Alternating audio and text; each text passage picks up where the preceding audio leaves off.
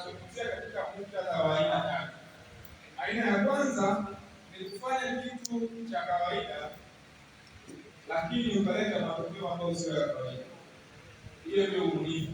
Kwa hiyo ili mwanamke uweze kufanikiwa na uweze kuimarisha uchumi wako, ni lazima uwe una uwezo wa kufanya kile kitu ambacho kinaonekana ni cha kawaida, lakini wewe hakikisha kinaleta matokeo ambayo sio ya kawaida.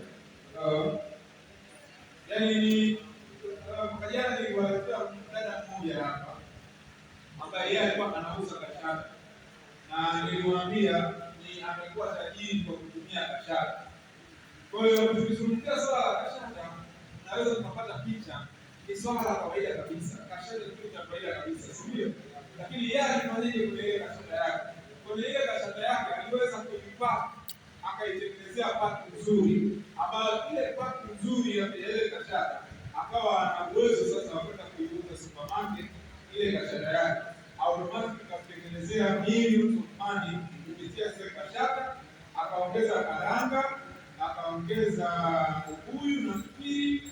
Hivyo ni vitu ambavyo alikuwa navyo. Sasa kashata, ubuyu, karanga ni vitu vya kawaida ambavyo mwanamke anaweza kufikiria kawaida, lakini kama ukiweza kufanya kwa ubunifu, maana yake unaweza kusaidia wewe ukaleta matokeo ambayo sio ya kawaida.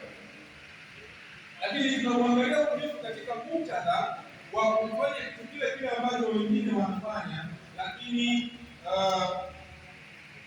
ukakifanya kile kitu kwa namna ya tofauti, kwamba ni kile kile wanafanya wengine, lakini wewe ukifanya kwa namna ya tofauti, ukifanya kwa namna ya pekee yake, ukifanya kwa namna ambayo wengine hawafanyi. Kwa hiyo unaporudi leo nyumbani, wakati unafanya tathmini ya biashara unayofanya, wakati unafanya tathmini ya kitu unachofanya, next wakati unaenda tafakari kwa namna gani ambavyo unaweza ukafanya kitu wanachofanya wengine, lakini ukafanya kwa namna ya tofauti. Hauwezi kupata matokeo makubwa kwa kufanya kitu kile kile sawa wanafanya watu wengine. Ili uweze kupata matokeo makubwa, ni lazima kitu kile kile wanachofanya watu wengine, ni lazima wewe ufanye kwa namna ya tofauti. Sasa unawezaje kama mwanamke kufanya kitu kwa namna ya tofauti? Unachotakiwa kufanya, ukiamua kufanya kitu fulani au biashara fulani, fanya utafiti. Nenda tembea, zunguka kwa watu wenzako au wanawake wenzako au watu wengine, angalia kwenye ile biashara wanafanya wanafanyaje. Unaweza usimalize watu wote, lakini unaweza kuchukua sample kumi, kwamba kuna watu 10 wanafanya biashara kama wewe, whether ni wanaume au wanawake, wanafanya kwa namna gani. Ukishaona ile namna wanayofanya, unarudi ndani yako sasa, unaanza kujiuliza, nifanye kwa namna gani ya tofauti ambayo sasa watu wengine watapenda, watahitaji na watalifanya kiweze kuuza. Ukifanya kwa namna ya tofauti kitu kile kile, watu watakipenda kitu chako, si kwa sababu ni tofauti, ila ni kwa sababu umeamua kufanya kwa tofauti. Lakini kitu cha tatu kwenye muktadha wa ubunifu ni kuleta kitu kipya. Kama mwanamke lazima uwe na uwezo wa kuleta kitu kipya. Moja ya nguvu iliyo ndani ya mwanamke ni kuleta kitu kipya. Ndio. Si Mungu anampa mwanamke nguvu ya kuzaa.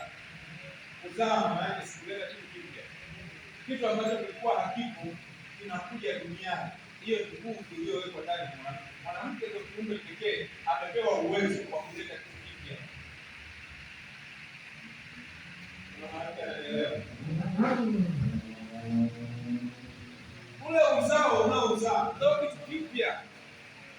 Sasa hii energy, kwa sababu haujui, umekazania kwa watu wanauza mandazi, na wewe unataka uuze mandazi kwa sababu lile wali, Mungu ndani yako alisha-install nguvu ya kuleta kitu kipya, na utakapoleta kitu kipya watu watakubali kwa sababu it's an automatic energy ambayo iko ndani yako. Mungu amesha-install hii nguvu, haiko kwa mwanaume. Hello.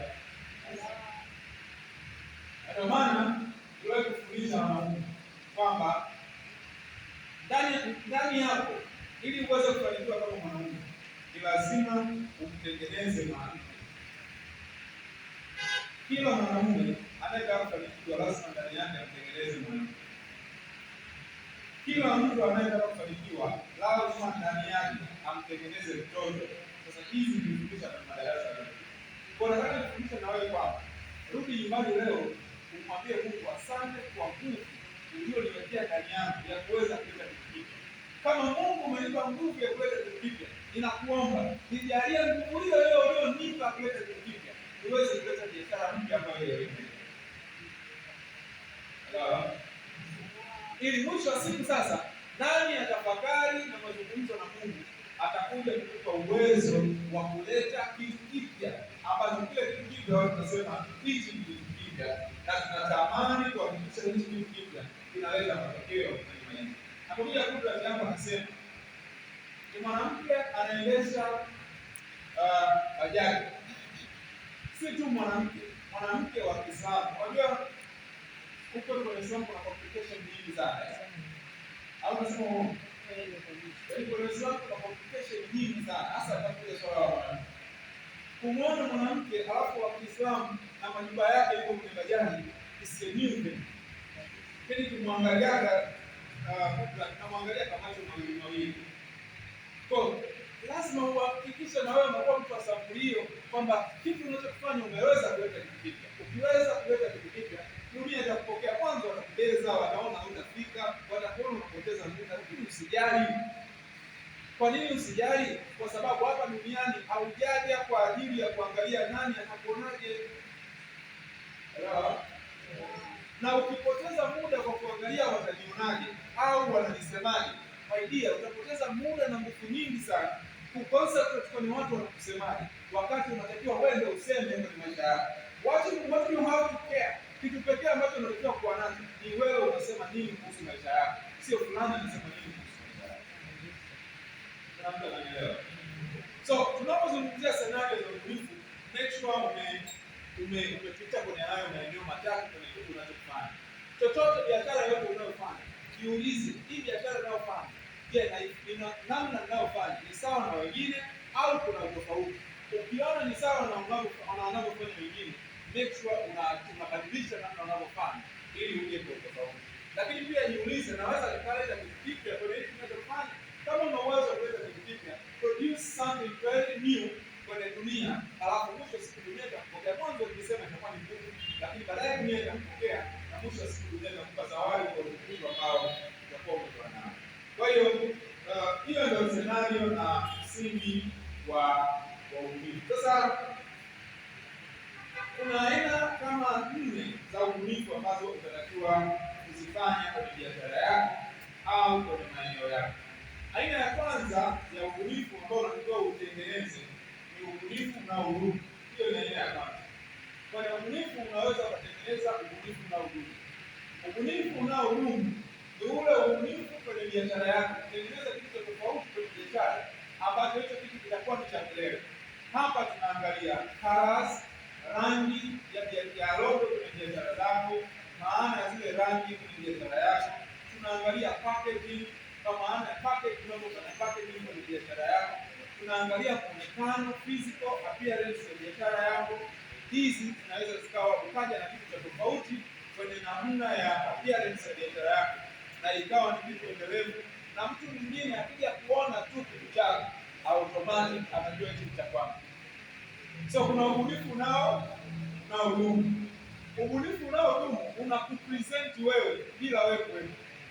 Mwanangu yule kidogo Almasi akiona tu ile logo, shika tu ile logo kumwonyesha, atakwambia baba. Unaelewa? Ukimwonyesha tu ile logo, alipokuwa ikita tu ile logo Almasi, anaita baba. So huu ni ubunifu unaodumu, kwamba hauhitaji mtu ajue kusema ili akujue wewe ni nani. Hata asiyejua kusema akiona tu kitu fulani anajua hichi ni fulani. Kwa hiyo hicho ni kitu cha kwanza au sehemu ya kwanza katika ubunifu. Sehemu ya pili katika ubunifu ni tunaita ni ubunifu mwingilio. Ubunifu mwingilio ni aina ya ubunifu ambayo inatokea kwenye bidhaa ambayo iko tayari. Kwanza ndio challenge ambayo wanawake wengi wanakutana nayo, ni challenge ya kubweteka, ni challenge ya kuamini kwamba ukishaanzisha biashara, ukishafanya biashara, tayari biashara imeishia hapo. Ideas, kuanzisha biashara ndio mwanzo wa kuanza biashara. Ukishaanzisha biashara ndio umeanza biashara. Maana yake ni nini? Ni lazima kila mwaka ufanye business evaluation kwamba kwenye hii biashara yangu natakiwa nibadilishe nini. Unakuta kama mamalishe, unataka kule chini kuna mamalishe. Mwaka wa kwanza, mwaka wa pili, mwaka wa tatu, unakuta sehemu yake ya mamalishe inazungushwa mabati. Ni vile vile mabati mwaka wa kwanza, mwaka wa pili, mwaka wa tatu. Au ninasema uongo? Mwingine unakuta sehemu yake ya kushona, anashona. Yaani ukiangalia alikupa picha ya mwaka juzi, ya mwaka jana na mwaka huu, maeneo yale yanakuwa tofauti. Ni lazima utengeneze ubunifu wa tofauti ambao utaingiliana na product yako wakati unaendelea. Sometimes unatakiwa hata kufanya rebranding. Kama unafanya packaging, ujaribu kugeuza package yako hiyo ina package nyingine ya muonekano tofauti.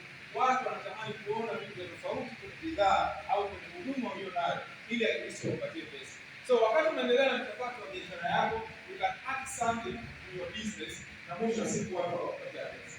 Lakini kitu cha aina ya tatu ya ubunifu ni ubunifu mpenyo. Ubunifu mpenyo ni ubunifu ambao unakuja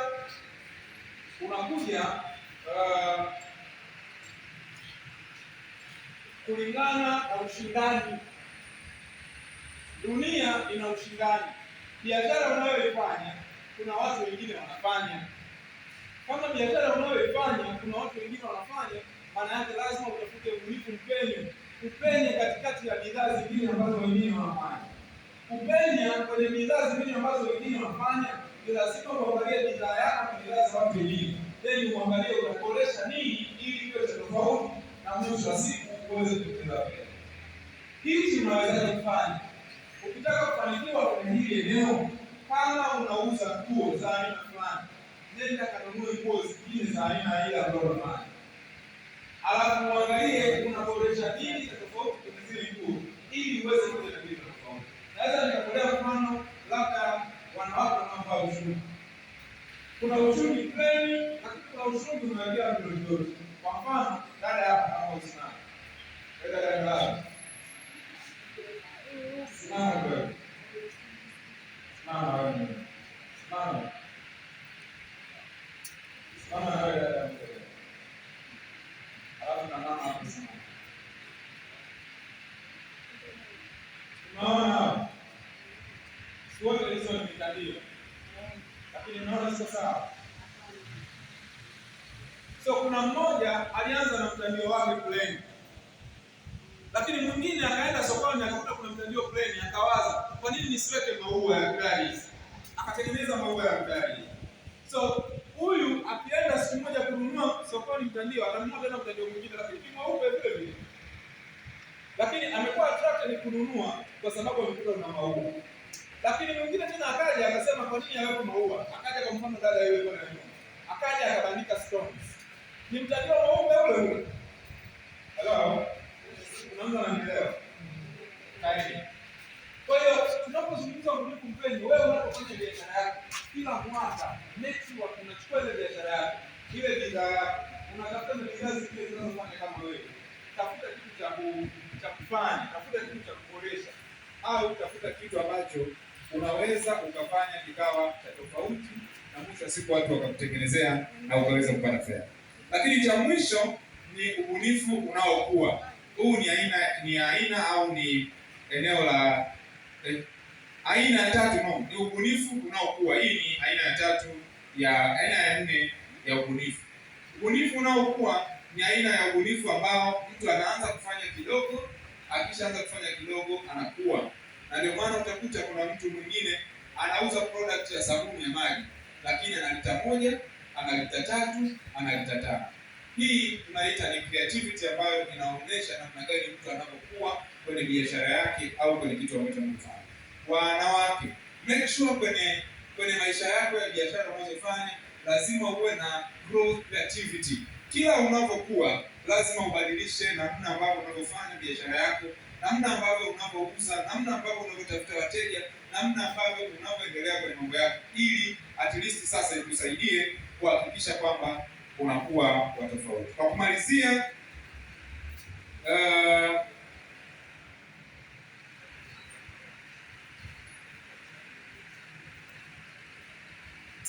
Kwa kumalizia, nataka nikufundishe mbinu zinazoweza kukusaidia kukuza ubunifu wako au kuibua ubunifu wako. Then after that tuta wind up session, tutaishia hapo kwa sababu somo ni refu. Ziko mbinu ambazo unaweza ukazitumia katika kuibua na kukuza ubunifu wako. Nitakufundisha chache leo. Mbinu ya kwanza ambayo unaweza ukaitumia kwenye kuhakikisha kwamba unaweza kuibua na kukuza ubunifu wako, mbinu ya kwanza ni ya kujitambua. Discovery on yourself. Usipojitambua, ndugu yangu, hauwezi kufanya kitu chochote, hauwezi kuleta kitu cha tofauti. Kujitambua maana yake nini? Kujitambua maana yake ni kwamba kitu cha kwanza lazima utambue wewe mwanamke umeumbwa na nguvu ya kuleta kitu kipya. It's automatic. Kwa kama wewe mwanamke unatambua kabisa kwamba iwe iwavyo, lakini automatic mimi nimeumbwa na nguvu ya kuleta kitu kipya. Kwa hiyo iwe iwavyo, wakubali wasikubali, lazima hii dunia ije ishike kitu changu cha tofauti. Hello?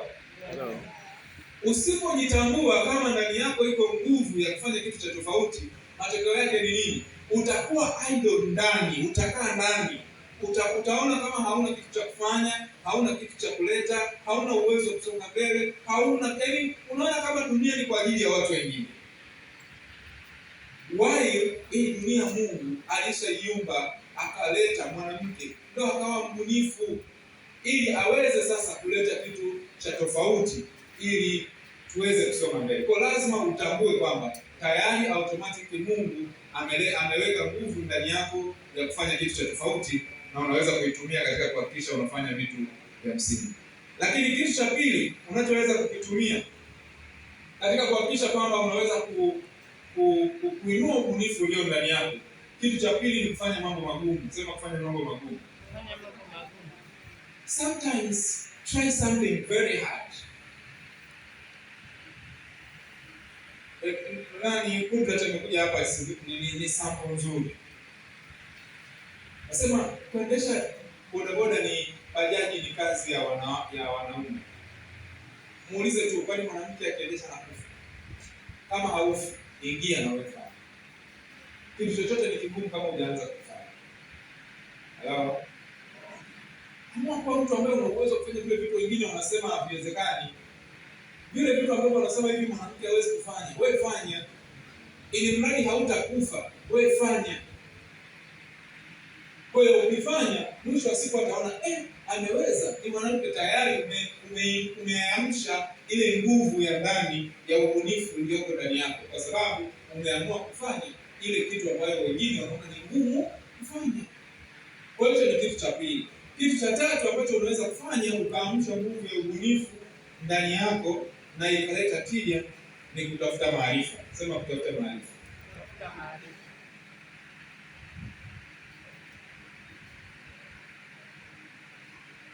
Mwenyezi Mungu anasema kwenye Qur'ani 58:11 kama Mwenyezi Mungu atawanyanyua wale miongoni mwenu walioamini na waliopatiwa elimu kwa daraja.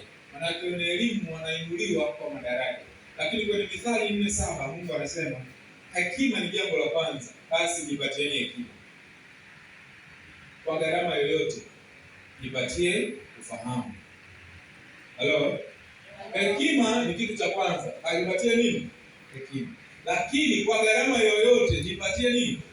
Mungu alisema kwa gharama yoyote katafute hekima. Mungu alisema kwa gharama yoyote tafuta ufahamu. Kwa sababu ukiwa na hekima alafu hauna ufahamu, utakuwa mjinga tu. Hello? Utakuwa mjinga kwa sababu hata kitu ambacho ungeweza kufanya hautafanya kwa sababu utasema siwezi kufanya. So make sure unakuwa mtu wa kutafuta maarifa. Tafuta maarifa. Na nguvu ya kutafuta maarifa iko ndani ya mwanamke. Kwa sababu mwanamke ndio kiumbe pekee hata anapozaa, anapolea mtoto Mtoto akibadilika kwa sekunde chache, anajua kabisa huyu anaumwa kitu fulani. Hata sio daktari, hata hajakusomea unesi. Kwa nini? Kwa sababu ile knowledge power iliyo ndani ya mwanamke anaweza akaitumia kwa kuhakikisha kwamba anasoma kweli. Kwa hiyo make sure seminars zinapotokea kama hivi, seminars zingine zinapotokea, make sure unaenda unashiriki, kwa sababu ile nguvu ya maarifa ndio itaamsha ile nguvu ya ubunifu. Nimefurahi kuna alipokuja hapa akasema nilipokuja kwenye semina ya nguvu ya uthubutu, nilipotoka na nikaenda kufanya. Hiyo ni nguvu ya maarifa. Na maana huenda kama asingekuja darasani, ile energy yake ya ubunifu ingekufa ndani, lakini kwa sababu ya kukosa maarifa. Na wanawake wengi wanaangamia kwa kukosa nini? So make sure you get knowledge kwenye kila kitu unachokifanya. Watu wengi, wanawake wengi wanatamani sana kufanya vitu na wanapambana sana kufanya vitu, lakini hawapambani kutafuta maarifa ya kufanya vile vitu. Na ndio maana unakuta wanawake wengi wanaanzisha vitu vinakufa. Wanaanzisha vitu vinakufa. Kwa nini? Mwanamke yuko tayari kukupia kuanzisha biashara yoyote, lakini hayuko tayari kutafuta maarifa sasa ya ile biashara ili iweze kukua. Hello. Madam Spora nimwambia hapa atoe ushuhuda. Inawezekana hela anayoipata Madam Spora hata meneja wa benki anawezekana kupata. Sio kweli? Lakini wakati nakutana naye, ukimsikia hela anayopata, ukimsikia na vitu anavyofanya, mbona afadhali? Lakini nikagundua tu amekosa maarifa. Hata mwaka haujaisha tangu tukutane, si ndio? Akapata gari. Lakini ingewezekana hiyo gari angekuwa ameshapata hata miaka 5 iliyopita. Kwa sababu hela alizokuwa anapata ndio zile wakati nakutana naye. Si kweli? Lakini tatizo lilikuwa nini? Maarifa. So ile nguvu yake ya ndani ilikuwa imelala na alikuwa nayo. Na ndio maana hata makanisa sijui wapi wanawapiga wanawake, kama makanisa mengi wanapigwa sana wanawake. Si lazima kweli? Kwa nini? Kwa sababu wale wachungaji wanajua kabisa hawa watu iko ndani yao. Kwa tunachokifanya ni kuiamsha tu ile power. Mwanamke akiweza kuamsha ile power yake, anaweza kufanya muujiza wote. Hello? Mwanamke angeenda kwa mhubiri, akaamsha hiyo nguvu yake, akamiliki gari, angeenda kutoa ushuhuda. Pastor, leo nimekuja, nilikuwa sina gari, leo na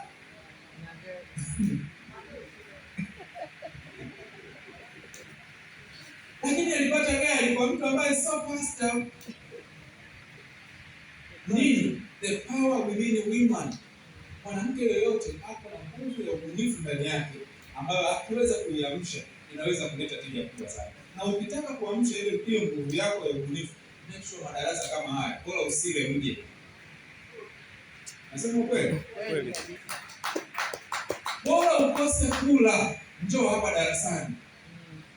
Kwa sababu unapokaa hapa darasani utaondoka na maneno mawili matatu. Wamezungumza Azania, kazungumza Shika, kazungumza Madam, kazungumza Spora, kazungumza. Yaani inawezekana wote waliozungumza hapa ukose kuondoka tena neno hata la mtu mmoja. Si kweli? Ukiondoka nalo, ukiwa hapo ndo kwa desturi yako kama maisha, automatic utajikuta maisha yako yanapata transformation, unajikuta unasonga mbele, hata vile ulikuwa uwezi unaanza kuweza kwa sababu ya nguvu ya maarifa. Na nguvu nyingine na njia nyingine at least ya mwisho inayoweza kukusaidia ni kutafuta marafiki waliofanikiwa. Mimi nataka nigusie hapa kwenye marafiki kwa sababu muda umeisha, nataka niishie wanawake na marafiki. Hakuna kitu kinachorudisha nyuma maisha ya wanawake kama marafiki. Hapo ndipo kabisa. Marafiki wengi mlio nao, badala ya kuamsha zile nguvu za ndani zilizopo, wanaziua. Hello? Make sure unabadilisha aina ya marafiki. Nawaambia siku zote mama, badilisha aina ya marafiki. Hauwezi kuamsha nguvu yako ya ndani ya ubunifu ikiwa rafiki zako wote mnaokutana, kazi mnaofanya ni kusema maisha ya watu tu. Huyu kavaa hivi, huyu kana hivi, huyu anatokana hichi, umemwona dela lake, umemwona nywele yake. Hivi kama msema hivi, haviwasaidii kitu chochote. Na ninachotaka nikuambie, Ukiwa na rafiki anayekuletea maneno ya watu, usifurahie, kwa sababu hata shindwa kuambia ya kwako watu wengine. Kwanza unafurahia huyu BFF wangu, udugu, udugu wangu, la kwake yeye analipeleka kwa wengine. Kama ameweza kukuletea wewe maneno ya watu wengine, hata ogopa kuwaambia watu wengine la kwako. Hello? Marafiki wanangu, asante langu nimeiona.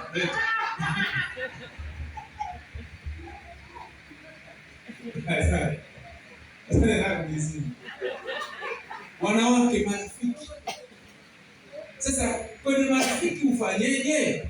Unatakiwa ufanyeje kama mwanamke ili uweze kushinda? Mungu awabariki sana. Hawa ndio watu wanatakiwa kutunza. Unatakiwa ufanyeje kwenye marafiki? Unatakiwa uwe na marafiki wa aina gani? Katika ulimwengu huu wa dunia, unapaswa uwe na marafiki wa aina zifuatazo. Aina ya kwanza ya rafiki, lazima uwe na rafiki aliyekuzidi kipato. Hello? Yes. Sasa wewe ndugu yangu, marafiki zako wote wewe ndio boss. Wewe ndio boss. Wanageuka machawa. Hello? Yes. Maana yake ni nini? Ile energy yako ya ndani inashuka, inakaa. Wewe unaona ni sawa, lakini ile energy yako ni, kwa sababu hauna mtu anayekupa challenge.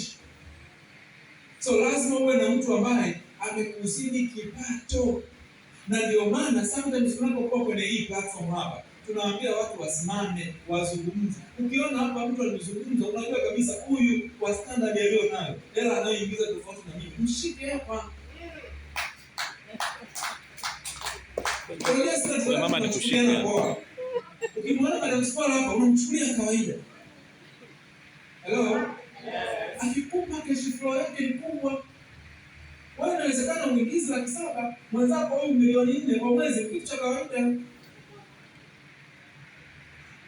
Na hatumii cheti cha sekondari, wala cha degree, wala cha wapi. Unapoona mtu yuko powerful, mshike ile rafiki yako. Mnabadilishana mazungumzo mtakayozungumza. Hata kwa mazungumzo ya kumleta kusema mtu, yatakuwa mazungumzo ya kutengeneza pesa. Kuna muda hauhitaji pesa, unahitaji mtu akuzungumzishe kuhusu pesa, ili ujue mbona huyu ana miguu miwili kama mimi.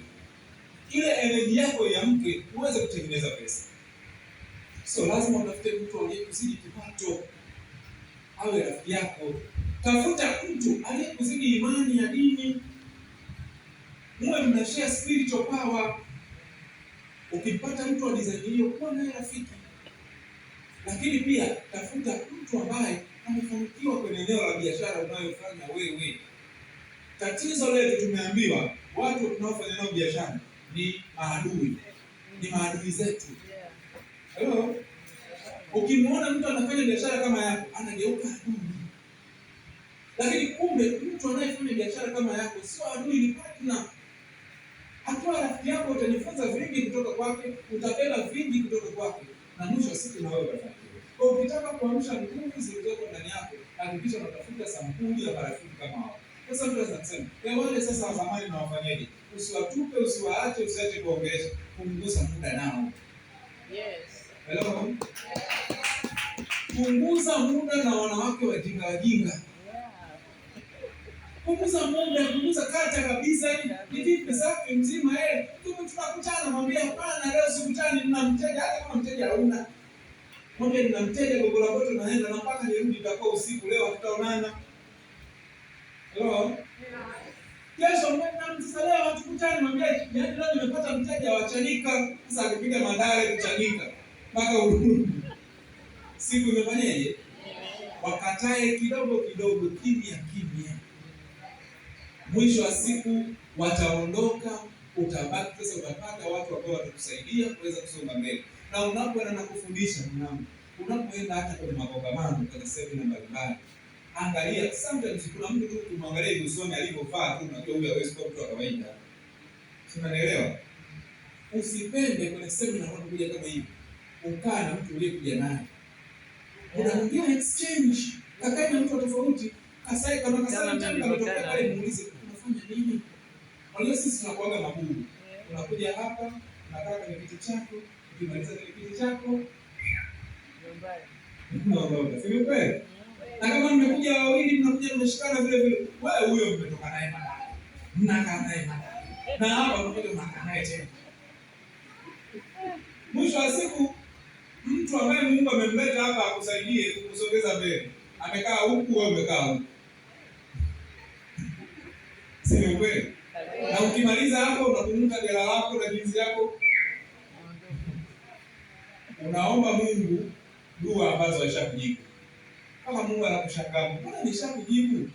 Mungu nisaidie biashara yangu ikue. Kuna mtu nilimleta pale Yemko, wewe ukatoka shikana na mtu wako, umetoka naye sijui wapi, umekaa naye hapa. So jifunze, unakwenda katika semina mbalimbali, serve time, network, badilishana namba, itakusaidia sana. Hayo ni machache ambayo yanaweza kuwasaidia, kama mkiweza kueleka kwenye practice, yanaweza kuwasaidia na mkawa wanawake tofauti sana. Mungu awabariki sana, awafanikishe kwenye mambo yenu. Chochote tutakachofanya kitafanikiwe. Amen. Na ndoto yangu kubwa ni kuona kwamba mnakuwa wanawake sio tu wa kawaida, mnakuwa wanawake wa tofauti. Baada ya kusema hayo, naomba nirudishe mic kwa Sami.